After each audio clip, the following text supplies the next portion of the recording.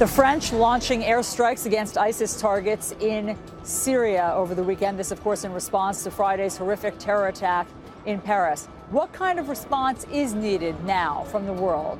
Let's bring in former Supreme Allied Commander at NATO, Admiral James Stavridis. He's also the Dean for the Fletcher School at Tufts University. Admiral, thanks so much for being here with us. Do you have a sense of what the impact of the French air campaign against Raqqa has been thus far? I think it's symbolic and a start.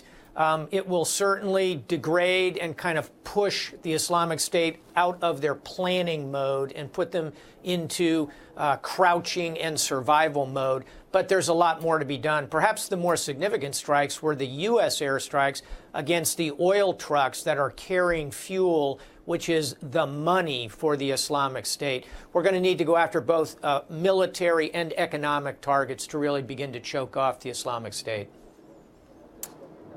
President Hollande, as you've heard, promised retaliation that would be merciless. What would that look like, do you think, Admiral?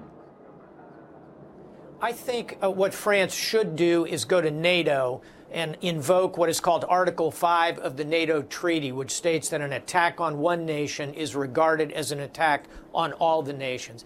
If they do that, that opens the door for a NATO campaign against the Islamic State.